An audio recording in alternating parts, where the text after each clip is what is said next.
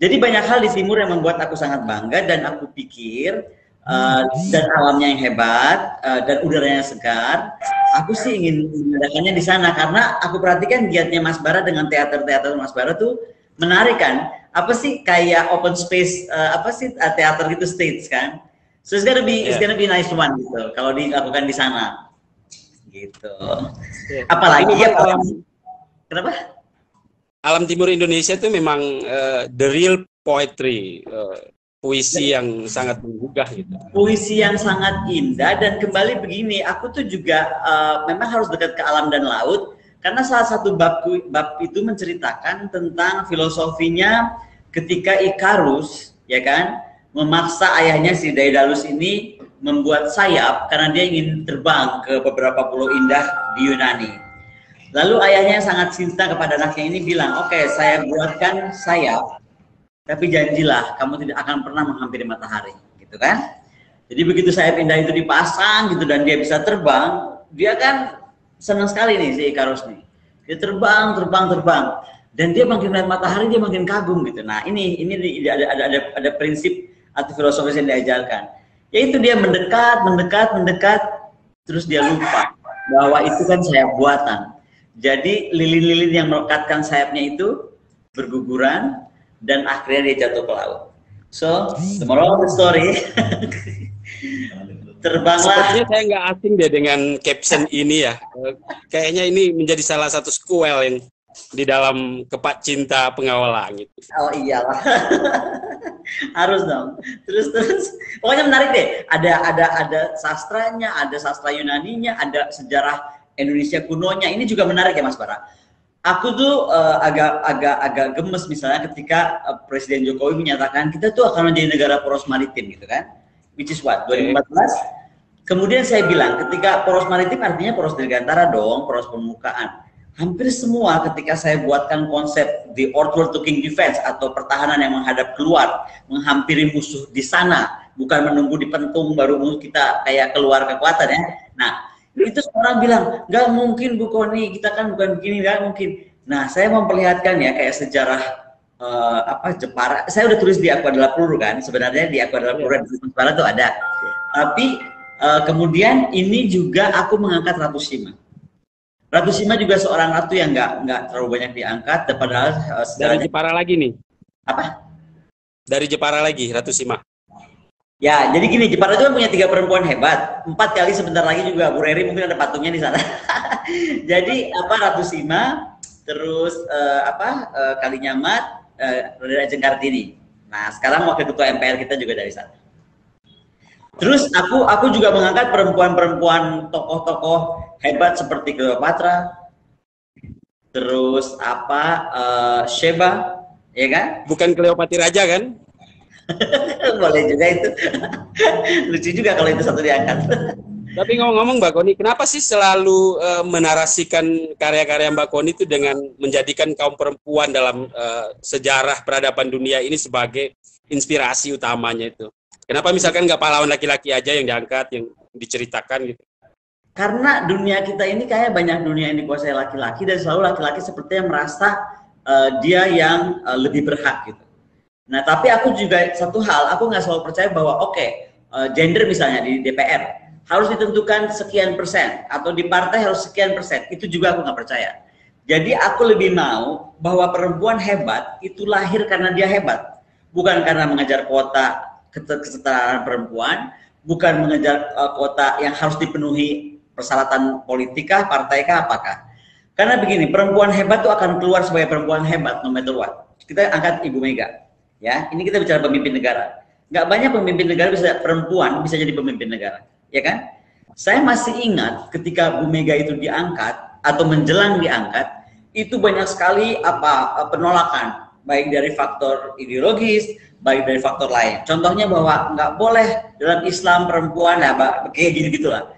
Tapi buktinya beliau bisa memimpin, gitu kan? Dan beliau juga, kalau saya bilang malah dalam era kepemimpinan Bu Mega itu, kita jadi lebih militeristik loh. Anggaran pertahanan kita lumayan besar dan kita tuh perbaikan senjata kita, alutsista kita lumayan hebat. Itu dari aspek pertahanan. Jadi Toh Bu Mega nggak pernah dikarbit. Dia membuktikan betul dari berdarah-darah. Saya masih punya loh foto-foto Bu Mega yang masih seperti di kamar apa ya, kamar yang apa kasurnya, mohon maaf ya kayak tempat tidur dari besi yang bertumpuk itu, mukanya lusuh dan lelah gitu kan. Di sebelahnya kayak ada gembolan, mungkin nggak ada koper, saya juga nggak ngerti apa yang terjadi. Tapi lelah, sedih, capek, tapi harus berjuang demi politik and she can do it gitu. Waktu itu ya. Nah banyak tokoh itu yang tokoh sekarang. Kartini juga kita bisa lihat dengan surat-suratnya yang hebat. Tapi kembali kepada masa lalu, misalnya Ratu Kalinyamat. Ratu Kalinyamat itu kan bayangkan saja dia nggak punya KKIP, Komite Kebijakan Industri Pertahanan, nggak punya juga BUMN, ya kan, yang mengurus industrinya. Tapi dia menjadi kesultanan lah, ya kan, kerajaan yang mampu satu membangun kekuatan dagang yang kuat. Kapal-kapal dagang dia tuh hebat sekali sampai ke Indonesia Timur, sampai ke Malaka dan dikuasai betul. Bukan cuma itu, tapi kemudian dipesan kapal-kapal itu oleh Cina. Kemudian lagi juga dia membangun kekuatan maritim. Jadi bayangkan waktu itu Ternate Tidore itu kesultanan kuat loh. Ternate Tidore itu sangat kuat. Sultan Tidore 1257 udah berdiri itu, Kesultanan Gapi namanya. Exactly. Sementara waktu beli Portugis masuk, Ternate Tidore itu agak bingung gitu, maksudnya untuk menghandle Portugis kan, karena ada suku-suku yang kemudian berpihak kepada lawan waktu itu. Kalau nggak salah suku apa, Tavares, saya lupa lah nama sukunya. Jadi terus kemudian minta tolong Ratu Kalinyamat, karena Ratu Kalinyamat itu di Jepara itu dia menampung semua rempah-rempah, semua apapun yang berasal dari sana. Akhirnya kerajaan Hitu itu minta tolong bantuan beliau. Bayangkan Hitu itu kan dengan Ternate Tidore kan dekat sekali. Kenapa mesti minta tolong seorang ratu perempuan dari Jepara untuk menghandle itu gitu. Ya itu artinya menunjukkan bahwa di zaman itu sudah kosmopolit ya, representasi kaum perempuan seperti Ratu Kalinyamat ini ya. Iya, tapi Mas Bara kita tuh ngobrol asik sendiri loh. Ada banyak sahabat di sini yang saya mesti sapa. Ada Fe Kusuma Wardani. Hai, selamat pagi. Senang sekali, Fe. Makasih, Fe. Terus Anastia Pasha. Hai, love you too. Iya ya, akhirnya dengan perjuangan lo akhirnya bisa. Aku tuh nggak biasa pakai FB begini, jadi agak panik. Yang berjuang sebenarnya sebelah aku. Dia belajar semalaman, ya kan? Selamat pagi, Mbak Sandra, Mbak Agnes Tobing, terus apa nih? Bunda Widyaningsi. Wah, terima kasih Bunda doanya ya Bunda ya. Siapa lagi nih? Pak William ya. Ya, kemudian Lazuardi Kelvin, which is what? A man atau woman? Kemudian Pak Mas Abdul Ghafur, Marcel. Aduh, saya kok kalau dengar baca kalimatnya Pak Marcel itu saya terhenyak loh. Tahu nggak apa? Tetap semangat orang jujur. Pak Marcel, terima kasih banyak Pak Marcel. Dan saya nyatakan kepada Pak Marcel, jadi orang jujur itu susah banget. Banyak makan hati. Sementara sebelah saya ini ya, kalau saya curhat, kan saya perempuan, benar nggak Mas Bara? Ada dong gue, ada babak-babak berair mata, betul nggak? Iya kan? Dimarahin sama dia, apaan katanya? Perempuan urusin pertahanan nangis-nangis darah, nggak boleh katanya. Jadi saya sepakat dengan Pak Marcel bahwa kejujuran menjadi barang yang sangat mahal dan langka di negeri ini. Betul. Jadi yang kalaupun sekarang kita dihujat karena mempertahankan integritas, tetaplah berjalan. Aduh, kurang apa deh? Mau di buzzer, mau pakai apa? Aduh, kalau aku baca chat pribadi mah bisa apa ya? Nangisnya udah bukan darah lagi, udah nggak tahu apa. Tapi diajarkan Mas Ade itu bahwa saya harus tegar, perempuan tegar gitu. Harus lihat Nyaman, harus lihat apa Sheba, Cleopatra dan sebangsanya. Mbak Yeyen salam juga, semua bahagia juga. Dan ya, Mas Heru ya, terbaik. Yes. Gitu dong, kita sapa dulu. Mas Bara nggak sapa yang lain? Saya nggak bisa ngelihat notifnya kalau dari sini. Oh, oke. Running text-nya nggak kelihatan. Nggak kelihatan. Oke, terus. Saya menyapa Mbak Koni aja udah lebih dari cukup, ini rezeki kultural. Saya pingsan deh. terus. Ya, sebenarnya saya juga pengen cerita nih, ada satu sosok perempuan hebat dari timur Indonesia yang memang dalam sejarah mainstream nggak pernah disebutkan. Tetapi saya pernah menerjemahkan 22 kodeks suratnya terhadap gubernur Belanda. 22 suratnya terhadap gubernur Belanda? Siapa? Benar. Namanya Nyai Silim Muda. Wah, aku nggak pernah dengar ya. Maluku Ya, mana? dia Dia dari mana? Dari Nusa Tenggara, dari Nusa Tenggara dong. iya, Nusa Tenggara ya? Oh iya. Iya. Tahun berapa, Mas? Nyai Sili Muda ini di awal abad 16 lah. Oke. 1500-an. Dan oleh Belanda dalam kodek resmi di dokumen-dokumennya mereka mencatat bahwa Nyai Sili Muda ini adalah salah satu perempuan paling berpengaruh se Asia Tenggara di awal abad 16. Karena dia Asia Tenggara. Yang bilang siapa? dari dokumennya Belanda. Wow, itu aku mesti lihat. Jadi gini, Mas Bara, aku potong ya. Banyak sekali perempuan-perempuan hebat. Dari timur juga banyak sekali. Saya lupa namanya, tapi dia tuh saking dia demi kesultanannya, dia sampai diculik, ditawan di Portugis, harus ganti agama, coba kan? Tapi dia bertahan karena dia putra mahkota kan sama dia gitu, ya kan? Karena yang penting buat dia membesarkan putra mahkota. Kemudian dijanjikan balik, begitu balik ternyata dia dikhianati. Jadi apa ya? Bagaimana soal ketegaran seorang perempuan demi masa depan kerajaan, dia bertahan, anaknya dia jaga betul, ternyata toh juga dikhianati. Nah, apa ya, saya kagum sama perempuan-perempuan itu karena ketabahan, dan buat aku tuh perempuan yang seksi itu perempuan yang tabah. Jadi seksi berbanding lurus dengan ketabahan ya. Oh iyalah, tabah tuh dalam arti tadi punya orang di samping seperti Mas Ade ini, seorang sahabat yang kalau gue nangis dia marah. Padahal kan kita udah nggak tahan-tahan ya.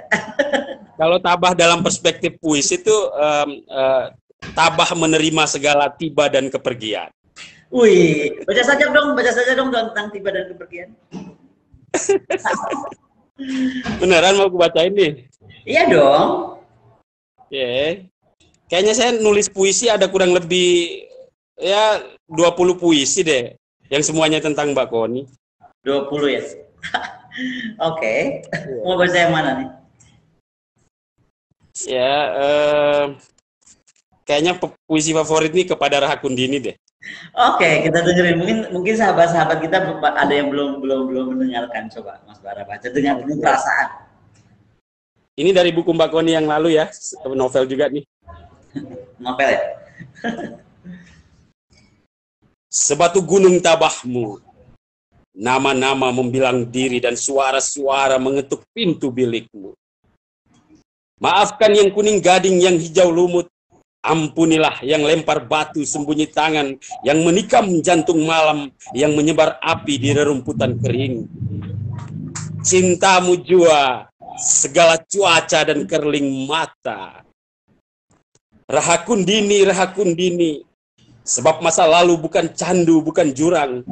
Lupakan kelam pun kenangan yang bikin nyeri uluh hati.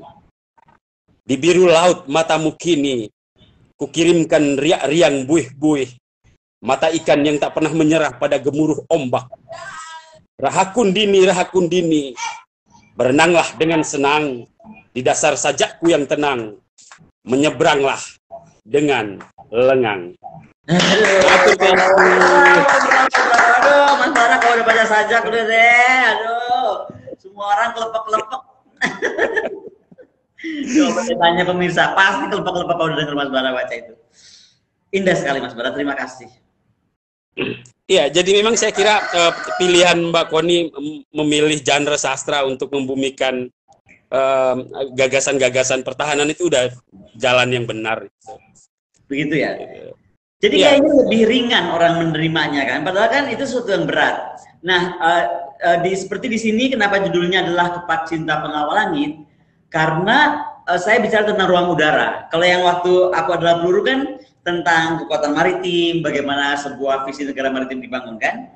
Nah, di sini saya bicara tentang kedaulatan udara, bagaimana ruang udara itu harus kita pertahankan, apa saja kompleksitas dalam mempertahankan itu gitu. Jadi seru.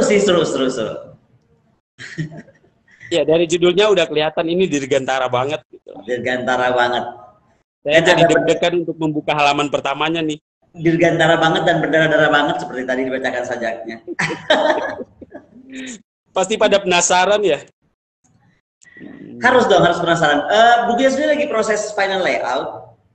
sebenarnya itu memang agak sedikit terlambat. Tadinya mau dihadiahkan untuk 17 Agustus kan, karena tadi membangkitkan apa semangat perempuan, kemudian mengangkat perempuan-perempuan hebat dunia, ada Angela Merkel, ada jadi seluruhnya. Jadi saya campurkan supaya apa? Supaya kita belajar banyak. Coba kita lihat Angela Merkel, dia dari seorang akademisi atau pemikir lah, ya kan, ahli kimia.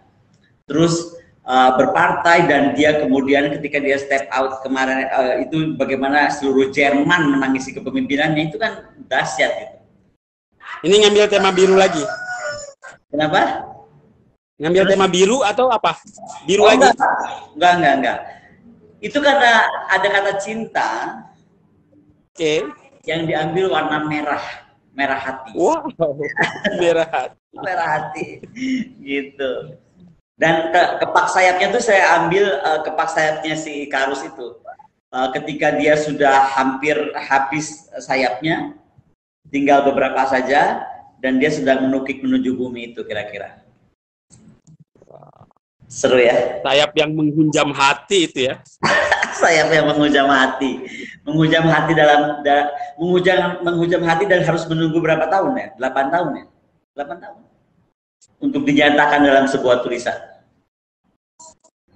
Apa sih mantranya Mbak Koni menjadi sosok perempuan yang bisa bertransformasi dari satu Tanjung rasa dan Tanjung tangis? Gaul aja seluas-luasnya. Jadi aku tuh main ya Mas Bara, makanya orang bingung. Main sama pengusaha iya, ya kan? Main sama industriawan iya, main sama dosen udah pasti, main sama mahasiswa yang udah jelas harus gitu kan? Main sama sastrawan hebat seperti Mas Bara gitu. Terus main, ya betul, main sama dunia yang macam-macam gitu. Kayak saya sebenarnya orang yang nggak berpikir sistem. Saya sama sekali kalau berpikir itu ya udah aja. Apa sih ini gitu kan? Nggak ada tuh saya rangkai sistem. Begitu saya, Mas Ade tadinya kan murid saya, tadinya gitu kan di ITB. Tapi lama-lama akhirnya saya jadi mengerti dan akhirnya jadi kebiasaan. Apa-apa tuh kita lihat dari sistem. Jadi jangan pernah menganggap belajar itu selalu dari kampus. Kadang-kadang belajar itu bisa dari orang yang kita dekat, mungkin yang dia sedang minta bimbingan ke kita, padahal kita malah belajar dari dia. Contoh soalnya saya bilang Mas Ade tadi. Kemudian Mas Bara coba, ya kan? Saya kan belajar banyak dari Mas Bara. Yang tadinya saya kurang suka puisi, jangan salah Mas Bara, tadinya aku nggak terlalu suka puisi. Oh ya? Nggak suka. Menurut aku tuh puisi itu ngapain sih, cengeng banget gitu loh tadinya. Tapi aku jadi suka puisi. Bahwa aku suka sastra, aku sangat suka sastra. My mom is sastrawan. Sahabat saya, adik saya tercinta Happy Salma juga seorang artis yang menurut saya sastrawan lah ya. Tapi tadi saya nggak pernah mencintai dia, menyayangi dia dan mami dalam konteks puisi kayak gitu kan enggak. Tapi dalam panggung dia gitu dan lain. Nah ternyata dalam ketemu Mas Bara saya terus kemudian apalagi tadi ya Mas Bara itu kalau membacakan itu kayaknya kan getaran jiwanya tuh keluar, jadi lebih dalam gitu ketangkep. Ya udah, itu aja kuncinya. Tapi kunci bener yang paling penting itu betul ya. Ada orang bilang bahwa berkawanlah sebanyak-banyaknya gitu, itu betul. Karena buat saya berkawan sebanyak-banyaknya itu bukan hanya untuk sekedar mengepakkan sayap, tapi juga mengambil banyak hal yang kita bisa belajar gitu. Banyak hal, Mas, banyak hal. Tentang apa saja. Dari usia berapa aja loh. Saya punya ponakan umurnya masih berapa ya si Luna? 17 tahun. Tadi banyak anak ini kalau bicara saya dengerin banyak yang kita bisa pelajari kayak gitu loh, seru.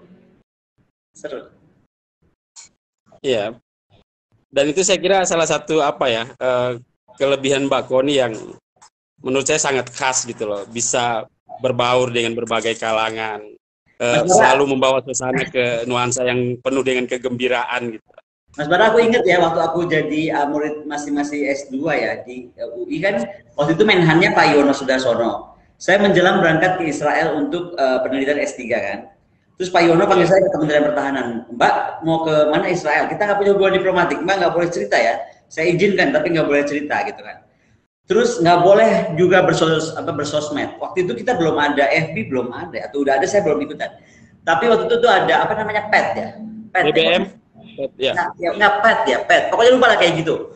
Terus ada satu lagi apa? Tapi kalau saya bikin, nah makanya sekarang termasuk berteman itu menurut saya tadi di media sosial, makanya saya tuh akhirnya punya FB, ya kan?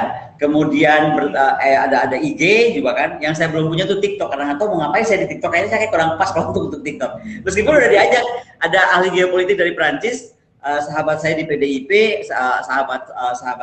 sahabatnya Mas Hasto Kristianto sebenarnya.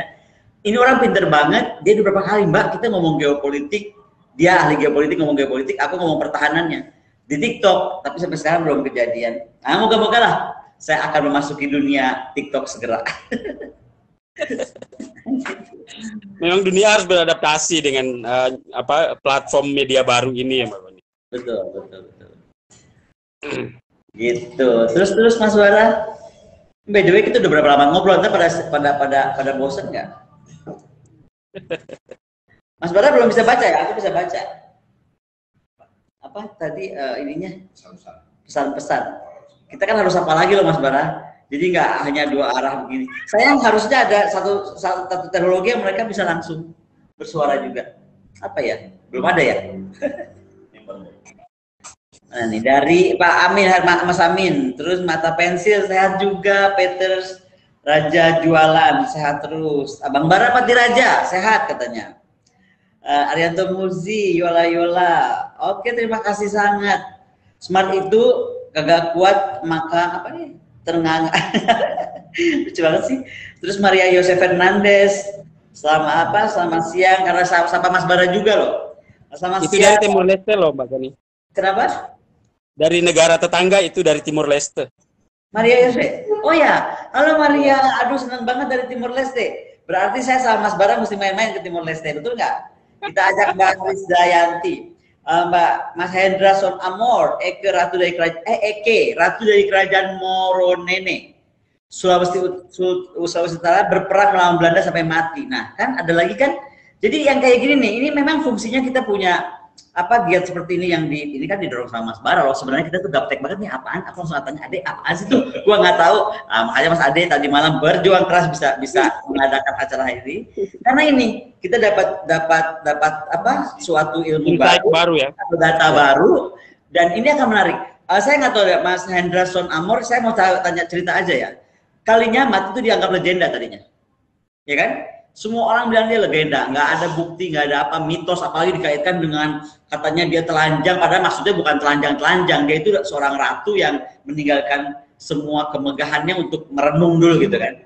Nah, ternyata kita malah ketemu di Portugal berapa dokumen, 8, termasuk catatan kapten kapal yang bertugas di Ambon, di Maluku selama 20 tahun. Benar. Dan dia menulis dengan detil bagaimana hebatnya Rainha di Jepara itu. Coba bayangkan, yang disebut mitos ternyata bukti. Nah, ini nih kayak dari Pak Mas Hendra tentang Eke atau Eke ini, menurut saya harus diangkat. Jadi gini. Sulawesi Tenggara ya tadi ya? Sultra. Dari Sultra. Jadi intinya bahwa kita itu harus melihat ke belakang untuk menyadari bahwa kita itu turunan orang-orang hebat, turunan orang-orang besar. Jadi jangan cuman merasa bahwa negara ini hanya harus segini-gini aja. Gitu. Betul. Bayangkan Sriwijaya, Majapahit gitu kan. Bagaimana misalnya nenek moyang kita tuh sudah menguasai sampai Kamboja. Makanya kalau Laut Cina Selatan Mas Bara, ketika Laut Cina Selatan ramai tentang klaim sejarah, saya malah bilang bagus, seru kalau itu. Kenapa? Supaya negara semua ASEAN ini saling klaim. Bukan untuk berantem, tapi ternyata kamu di situ juga, saya juga di situ juga, ternyata kita tuh saudaraan gitu loh. Jadi jangan klaim historical itu dianggap sebagai ancaman, orang jadi cuma ngomong klaim doang gitu loh. Menurut saya gitu lah. Ya udah kalau dia klaim sejarah, kita klaim lagi sejarah, ayo kuat-kuatan. Ini juga mendidik bangsa Indonesia supaya belajar menghargai archive atau arsip. Bayangkan ya Mas Bara, kita tuh ketemu Ratu Kalinyamat itu kan abad 15, akhir abad 14. Kita nggak punya arsipnya, saya kan bongkar-bongkar lembaga arsip nasional, nggak ada. Jadi kalau sekarang di lembaga arsip nasional ada tentang Ratu Kalinyamat, itu dari kita yang meneliti Kalinyamat memberikan ke arsip. Nah, bayangkan Cina sekarang itu sudah masih punya dari dinasti Tang, dinasti apa, patroli dia ke Spartli dan Nansha dan lain-lain itu. Jam berapa tentaranya masuk, logistiknya masuk, ada. Jadi kalau itu kan menarik. Nah, yang saya tantang adalah ketika kita berinteraksi antara negara ASEAN, pasti misalnya mungkin Kamboja punya catatan tentang kita, Thailand mungkin punya, ya kan, Filipina mungkin punya, vice versa gitu. Jadi akhirnya sejarah itu bukan sesuatu yang menjauhkan, tetapi malah merekatkan. Ini kan buat saya merekatkan nih, ada Ratu Eke, Ratu dari Kerajaan Moronene. Kayaknya memang perlu dibikin deh, Mom, ekspedisi tidak hanya jalur rempah tapi jalur perempuan heroik Nusantara gitu loh. Betul. Tapi dia ada menarik loh dari Yusak. Kaum perempuan paling jago kalau urusan bertahan. Contohnya ibu rumah tangga yang tangguh membesarkan anak-anak di tengah pandemi. Setuju banget, setuju. Beneran. Saya sih heran banget. Maksud saya kalau nggak ada ibu rumah tangga, mungkin seperti apa ya? Ibu rumah tangga tuh ya, kalau saya dengar beberapa jenderal tuh kan datang dari keluarga yang sangat sulit ya. Jadi mereka bangga sekali bisa ada di titik sekarang tuh karena satu doa ibu. Kedua tuh bisa menceritakan Mas Bara ya, banyak dari mereka itu saking susahnya satu telur bisa dibikin telur dadar oleh ibunya gitu. Dibagi 9 kah, 8 kah, 6 kah, tapi semua orang makan nasi dengan telur gitu. Bayangkan, itu kan ide yang dahsyat gitu menurut saya. Belum lagi cerita yang lain pasti banyak. Jadi betul nih Mas Yusak bahwa kaum perempuan paling jago kalau urusan bertahan. Terutama ibu rumah tangga. Salam buat Mbak Cynthia, Deborah, Pak, siapa lagi nih? Selamat pagi buat Feby Febiola. Oke, terus.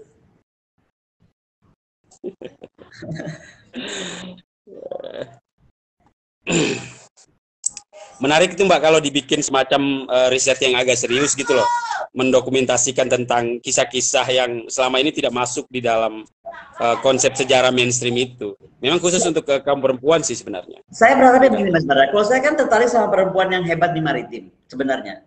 Seperti Cleopatra, nggak banyak yang tahu dia tuh admiral loh. Cleopatra tuh admiral, ya kan? Makanya waktu perang tuh dia memimpin kapal. Sama dengan Ratu Kalinyamat, belum jadi ratu masih umur 17 tahun, dia sudah diutus ayahnya ke Banten memimpin strategi perang, mengatur kapal dan logistik, menyerang ke kerajaan Hindu. Coba 17 tahun. Ya sekarang kalau kita ngomong milenial kita kan harusnya canggih-canggih. Terus apa? Alexander the Great itu kan umur berapa? 21, 22? Kalinyamat 17 tahun. Banyak bisa kita lihat lah. Maksudnya mereka tuh juga milenial yang berbuat besar. Apalagi I adore Alexander the Great so much ya. Menurut saya kalau saya ditanya, Bu Koni siapa sih yang paling dikagumi di dunia ini dalam segala kehebatan?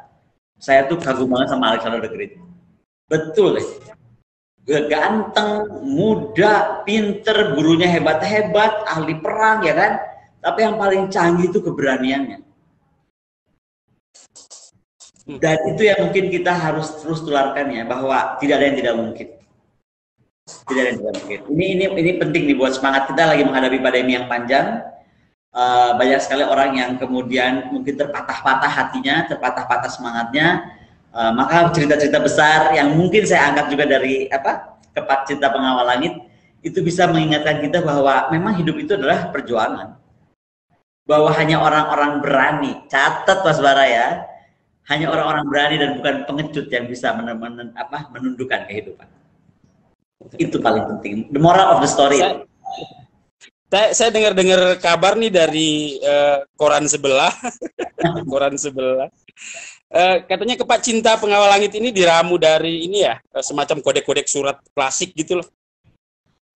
Oke. Jadi penulisnya itu begini, dia sebenarnya yang kagum Vita Brevisnya aku lah. Bahwa aku menemukan surat-surat Floria kepada uskup di tahun berapa? 300 ya? 300. Dan menurut saya ya. Jadi bahwa ternyata kisah cinta atau sejarah kehidupan itu bisa berulang. Nah, Vita Brevis kan sama. Jadi Vita Brevis juga dari surat-surat klaimnya Floria terhadap sang uskup yang try to deny gitu kan tentang sejarah mereka. Kemudian akhirnya saya ambil juga surat-surat yang kemudian menginspirasi dan menarik kepada tadi keadaan yang nyata. Misalnya tadi di beberapa surat itu bicara tentang menyinggung tentang intelijen. Kita bisa bahas tentang teknologi gitu kan. Atau di surat itu bicara tentang bagaimana waktu itu demikian terbatas. Di babnya kemudian bicara tentang waktu yang terbatas kayak gitu. Tapi kaitan Vita Brevis ini ada dari V Kusumawardani. Gali lebih dalam soal buku katanya. Oke, Mbak V bukan nggak mau gali lebih dalam, Mbak V ini kan harus dikeluarin sedikit-sedikit biar kita makin sedikit-sedikit ya, biar penasaran. Kalau semua diceritain nanti nggak penasaran. Nanti kan ada filmnya. Nah anyway, jadi di bab-bab buku itu ada begitu. Jadi dari satu surat apa arahnya kemana kita angkat tema tersebut. Gitu. Iya. Bagi resep dong, Mbak Koni, gimana sih supaya gagasan itu tetap berlian, tetap bernas di tengah situasi yang memang hampir mengamputasi seluruh sisi kehidupan ini. Mbak Koni kok bisa merawat gagasan itu tumbuh terus-menerus sebagai salah satu daya cipta dan kreativitas yang tidak henti-hentinya? Saya rasa passion itu perlu ya. We have to like atau we have to love what we like gitu. Jadi apa aja yang kita suka itu kita harus cintai. Kebetulan saya itu kan kalau dunia defense atau dunia dunia hubungan internasional gitu kan, keseimbangan dunia di mata saya tuh harus seperti Tan Malaka lah. Saya belajar banyak dari Tan Malaka. Dunia itu harus seimbang. Tan Malaka tuh bilang kalau anjing selama besar dia nggak mungkin saling makan, nggak mungkin saling gigit. Jadi harusnya memang begitu konsep dunia itu, nggak boleh ada anjing yang besar banget sehingga anjing-anjing kecil itu dia makan gitu kan. Nah itulah kenapa saya jadi suka geopolitik, saya jadi suka hubungan internasional, dan saya suka defense. Itu menurut saya agar ada keseimbangan. Nah ini kan nggak terwujud, hari ini nggak terwujud. Makanya bagaimana buku-buku yang saya arahkan dari sastra tadi, tapi bicara pertahanan, itu kemudian menyadarkan kita bahwa kita pernah punya sejarah nenek moyang yang demikian hebat, ya kan, dikdaya, kemudian menentukan warna dunia loh, jangan salah. Termasuk Bung Karno. Kita tuh punya presiden yang menurut saya sampai sekarang belum ada tandingannya. Bung Karno itu mewarnai sejarah dunia loh. Bayangkan setiap dia kemanapun, Amerika terpesona dan terkesima gitu kan. Rusia, bayangkan ya, saya nggak kebayang saya jadi presiden Rusia. Waktu itu presidennya siapa ya? Yang ngundang ke sana, terus dia bilang gini, saya mau ke sana, kalau bisa ketemu makam siapa? Siapa deh? Yang dicari oleh Bung Karno. Perawi hadis. Siapa? Iya, Imam Bukhari, betul. Dia bilang kalau belum ketemu makamnya Imam Bukhari, saya nggak mau ke sana. Dan kalau belum ketemu, kalau nggak bisa dibagusin, saya bagusin. Bayangin loh, negara masih muda ngadepin Rusia waktu itu powerful bener kan? So ada confidence gitu menghadapi orang, ada confidence menghadapi dunia, kemudian membuat saingannya. Kita bikin Asia Afrika gitu kan? Jadi mencoba untuk balancing dunia itu betul-betul dilakukan oleh Bung Karno. Makanya saya tuh kagum banget sama Bung Karno. Betul. Hebat banget. Diplomasinya bagus ya, Mom ya. Bukan cuma diplomasi, wawasan, keberanian, sama kebesaran hati ya. Saya cerita di buku ini. Oke, Bang Fe, aku bocorin dikit ya. Jadi di buku ini saya cerita tentang Alexander Maukar. Gak banyak yang tahu siapa Alexander Maukar. Alexander Maukar itu bomber kita, penerbang tempur kita yang sangat hebat, dan dia satu hari mengebom Istana Negara. Catet, ini Istana Negara dekat saya sekarang nih, berapa meter dari saya sekarang. Itu dibom oleh Alexander Maukar, dan bukan saja dibom ke situ, dia ke Istana Bogor, dia bom juga. Pertanyaannya kan orang kaitan dengan politik, ya kan? Banyak kaitan dengan politik. Sebenar-benarnya langsung ditangkap Bung Karno, langsung diputuskan untuk dihukum mati. Bayangkan dong, pakai pesawat tempur negara sendiri, nyerang istana sendiri, itu kalau nggak kebangetan ya apa namanya. Nah tetapi kemudian Bung Karno bisa maafkan. Kenapa coba? Ini kerennya Bung Karno. Jadi Alexander Maukar tuh punya pacar namanya Molly. Cantik banget gitu kan Molly. Alexander Maukar juga ganteng banget. Nah Molly ini ditaksir sama si presiden kita yang flamboyan, yang ganteng. Nah siapa sih gak kelepek-kelepek? Gue kalau ketemu Bung Karno sekarang juga kelepek-kelepek kayaknya. Nah si penerbang tempur ini kan cemburu dong. Ya dia bom, itu pacar gue gitu. Coba bayangin. Halo, makanya seorang pemberani demi cinta, akhirnya Bung Karno maafkan loh. Enggak dihukum mati. Jadi ini beneran ini dibakar api cemburu si Alexander Maukarnya? Wah, itu yang saya tahu dari cerita yang saya baca. Sayangnya ya Mas Bara, waktu itu kan saya dekat dengan seorang penerbang tempur. Catet. Kemudian dia tuh waktu itu tahu akhirnya tempat Pak Alexander Maukar di mana. Kami waktu itu merencanakan mau ke situ. Tapi kan tertunda akhirnya meninggal. Jadi saya sampai sekarang penyesalan saya terbesar, saya belum pernah ketemu Bapak Alexander Maukar yang saya kagumi itu. Keren banget nggak sih? Akhirnya dihukum mati juga nggak? Nggak dihukum mati, dimaafkan oleh Bung Karno. Jadi Bung Karno nanya, lu kenapa sebenarnya ngebom gue? Gitu. Salah satu babaknya adalah yaitu Molly diganggu gitu. Di situ kelapangan hati Bung ya mengampuni ya. meskipun hampir terbunuh gitu. Jadi pemimpin itu memang berat ya, harus lapang hati, tabah, kurang apa coba. Nah makanya nih sebelah saya ini nih paling marah kalau saya udah gampang baperan. Kalau aduh kan Mas, yang sadis-sadis itu di chat pribadi. Kalau di umum sih ya begitu-begitu aja lah, aku juga udah hafal. Yang di chat pribadi mah udah seru banget lah.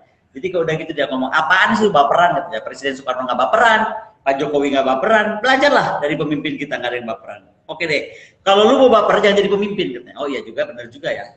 Oke deh, meskipun menahan dengan segala rasa. Gitu. Itu ada Jadi kata kuncinya rekonsiliasi ya.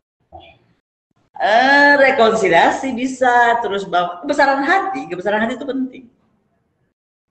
Ke Pak Cinta Pengawal Langit nih ada pesan rekonsiliasinya nggak? Terhadap, to be precise, nggak ada. Ke Pak Cinta Penjaga Langit lebih kepada gini, seorang perempuan tuh nggak bisa Anda sakiti, Anda campakan, kemudian Anda tinggalkan dan Anda anggap dia akan mati ditinggal. Bahwa dia akan pernah mencintai sepenuh hati, sepenuh jiwa gitu ya. Tapi itulah menjadi sumber kekuatan dia. Gitu. Kemarahan dan sakit hatinya itu membuat dia jadi kuat. Gila kan? Jadi kayak Floria ya. Kalau nggak salah Floria itu dari ibu rumah tangga biasa karena istrinya uskup. Kemudian dia akhirnya menjadi pemikir kan? Dia jadi sekolah. Floria itu akhirnya sekolah tinggi. Saya lupa sampai apa pendidikannya. Tapi kemudian dia bisa bikin keluarkan Vita Brevis, yaitu mengklaim tentang pernyataan tersebut gitu. Iya, sebuah gugatan dari cinta ya. Sebuah kekuatan dari cinta. Contoh juga ini ya, Afghanistan. Kita ngomong sedikit Afghanistan boleh nggak? Kan ini lagi seru-serunya Afghanistan ya. Bayangkan kemarin malam saya melihat, yang saya khawatirkan kan sebenarnya dari negara yang menjelang jatuh itu adalah chaos. Kita bisa lihat bagaimana kemarin semua kalang kabut di bandara gitu kan, naik pesawat sampai sebegitu banyak, udah seperti itu, ada yang bergelantungan hingga jatuh. Tapi kemarin saya membaca berita, ada seorang wanita dan dia itu sebenarnya dia ahli apa ya, tokoh lah dia, cantik nggak pakai jilbab, dia maksudnya kayak orang gaul banget gitu. Dia lolos ke Meksiko loh. Jadi imagine di tengah chaosnya Afghanistan itu, dia masih muda mas, mungkin umurnya 24-25 tahun lah, dia bisa lolos ke Meksiko. Nah, coba. Keren kan? Keren kan? Perempuan-perempuan. Luar biasa. Iya. Gitu. Dan saya pernah lihat satu wawancara juga ketika mantan wanita yang diperkosa oleh para Taliban ini, yang menghadapi langsung itu kan berat. Bisa antara dia meredam marah, tapi dia harus memberikan contoh bagaimana ketegaran itu harus dibangun. Makanya untuk saya paling saya salut itu adalah satu, ketabahan perempuan, ya kan? Kedua, ketegaran.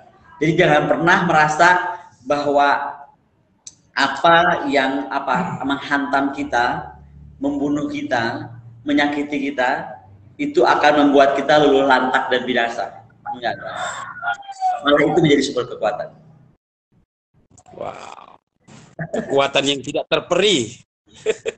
Ya, bayangkan. Saya nggak bayangkan perempuan Afghanistan ya. Itu kan era kita, itu era presiden kita, era Rusia. Malah perempuan Afghanistan itu dibuat maju, harus sekolah, harus maju. Makanya kalau kita lihat foto-foto kunonya Afghanistan, itu ya kayak kita di Jakarta biasa gitu. Semua orang bisa bagaimana pergantian kepemimpinan semua itu merubah itu, bagaimana hak wanita kemudian dirampas.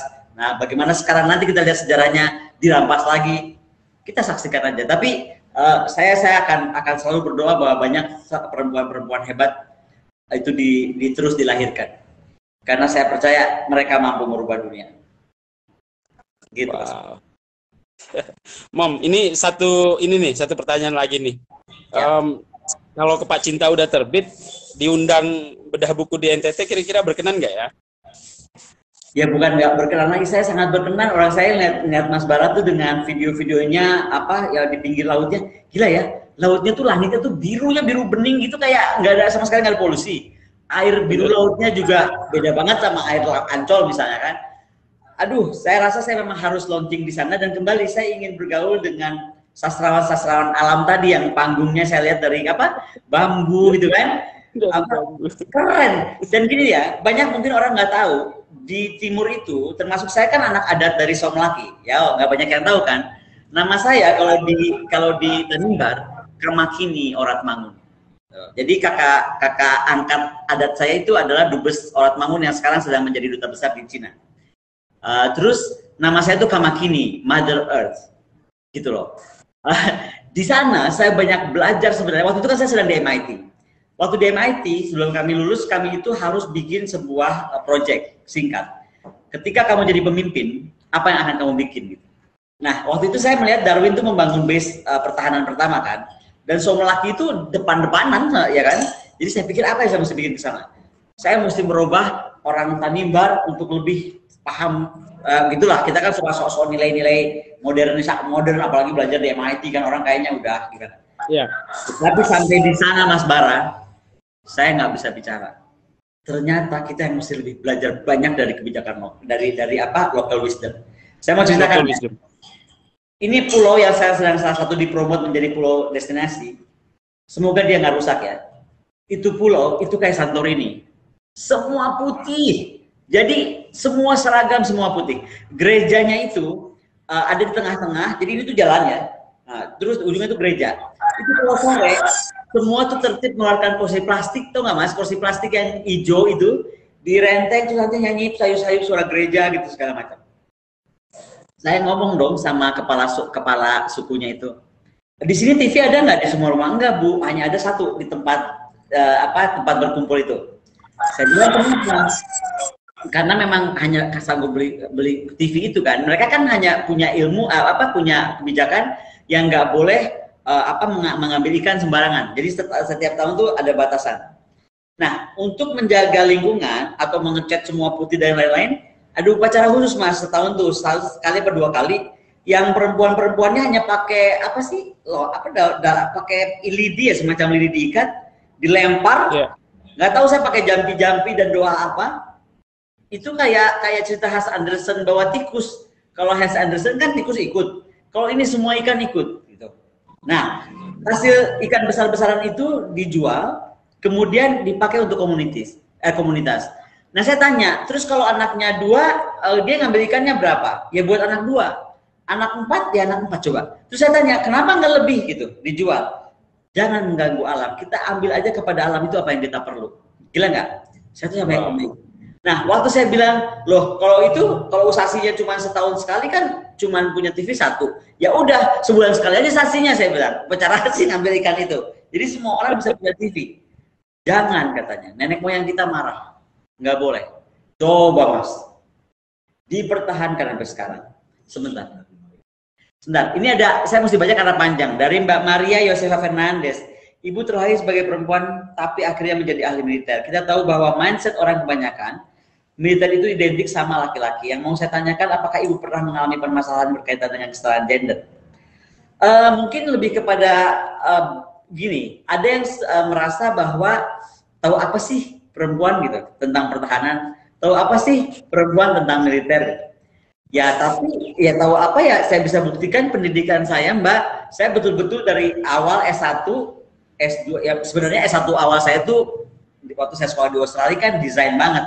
Makanya kalau Mas Bara heran kenapa buku-buku saya desain sendiri, ya karena saya basically as a designer gitu. Nah tapi kemudian saya keluar lagi S1, S2, S3 politik itu dan juga akhirnya lebih ke arah HI ya karena comparative studies. Itu karena saya pengen buktikan bahwa saya paham betul ketika kan saya udah melewati semua. Jadi murid udah, jadi asdos udah, jadi dosen udah. Ya kalau sekarang jadi apa sih orang bilangnya bukan aku yang bilang apa sih public figure atau apa sih ya ada yang bilang ada bisnis selebritis lah segala macam. Sebenarnya bukan cuma itu, because I've been there, I've been through all the things gitu. Makanya kalau ada yang nanya, ini orang so tahu banget sih ngomongin pertahanan, ya mendingan buka dulu deh tentang saya itu siapa. Jadi bisa tahu bahwa saya itu kalau bicara at least saya punya sedikit ilmu gitu. Bahwa saya masih banyak kurang tahu, ya iyalah ilmu itu bergerak terus, apalagi teknologi, pengetahuan. Jadi ketika saya sekolah di Israel, misalnya saya cuma tahu sampai teknologi pesawat tempur generasi 4,5 atau 5 lah. Sekarang coba sudah 5,5, 6. Ya saya mesti terus belajar gitu. Zaman saya sedang bikin disertasi, perang cyber itu belum terlalu mengemuka kan. Tapi sekarang kalau saya disuruh tulis disertasi, saya akan bikin tentang CBRNA War in the near future. Karena menurut saya perang masa depan ini paling mudah, paling murah pakai biologi dan kimia. Dan menurut saya pandemi ini terlepas dia dibikinkah, enggakah, bodoh amat, nanti aja ya ada dibuktikan. Tapi Tuhan telah memberi jalan bahwa kita harus hati-hati dan mulai adaptasi. Bahwa ketika perang masa depan itu perang biologi atau kimia, manusia sudah harus tahu cara dia survive seperti apa. Gitu. Mas, kita udah tinggal punya 6 menit terakhir loh sebenarnya. Kita kan sampai jam 12 ya. Karena mohon maaf, aku sih masih pengen ngobrol banyak, tapi aku dalam 6 menit ke depan sudah ditunggu ada tamu lain. Gitu. Oke. Balik ke buku dong, balik ke buku. Mas mau tanya apa lagi tentang buku? Iya, yang ditunggu-tunggu itu sih, Om Koni. Mungkin momen peluncurannya, terus kemudian tadi ya, substansi daripada Kepak Cinta Pengawal Langit itu secara garis besarnya sudah lah ya. Kalau dibuka semua ya nggak seru lagi dong nantinya. Nanti kita nggak ngobrol lagi kan. Yang penting sabar, karena sekarang udah final layout. Dan karena saya desain sendiri, kayaknya si publishernya juga agak pusing. Karena buku-buku saya itu selalu keluar dari mainstream. Format, keluar dari mainstream. Orang kan bikin buku tulisannya di tengah misalnya. Saya enggak, saya mainkan gitu. Orang bikin buku halaman itu yang gampang dilihat. Saya enggak, misalnya kayak gitu-gitu. Terus mungkin kemarin juga ada masalah sedikit terkait konsep. Karena menurut saya karena Kepak Cinta, saya ingin bahwa dan saya tuh tertarik sekali dengan filosofi tadi Ikarus itu. Bahwa ketika kita terbang tinggi kita juga harus ukur diri kita. Bahwa lilin kita itu, bahwa sayap kita tuh hanya pinjaman atau hanya sesuatu yang enggak abadi. Jadi kalau terbang diukurlah terbang sampai kemana. Nah, jadi intinya buku itu filosofinya sayap. Jadi akhirnya ilustrasi saya ganti semua. Saya kirim ke saya. Makanya itu akhirnya bikin lama. Harusnya launchingnya dari 17 Agustus kemarin. Tapi semoga ini final layout segera akan kita siapkan. Dan yang pasti begitu kita launching, Mas, kita bagi-bagi buku gratis juga dong. Seperti aku dalam dulu kan dulu juga aku bagi-bagi buku gratis. Anyway, kita cuma punya 5 menit terakhir, Mas. Mas Ade sih ngingatin saya, mungkin salah satu yang paling penting dari buku itu adalah bagaimana motivasi perempuan. Jadi itu yang paling menarik. Mau sejarah Cleopatra masuk dalam gulungan karpet pengen ketemu si jenderal hebat ini, coba bayangin kan akalnya panjang banget ya. Mau ketemu jenderal ini gimana caranya gitu. Dia masuk ke karpet, keluar jadi Cleopatra. Itu kan keren banget. Ini perempuan tuh kalau memang itu ada siapa lagi ya? Ada Merkada, itu nggak banyak perempuan tahu tentang kehebatan Merkada, walaupun dia ada yang bilang dia mitos karena dia ibunya Dewi Ikan.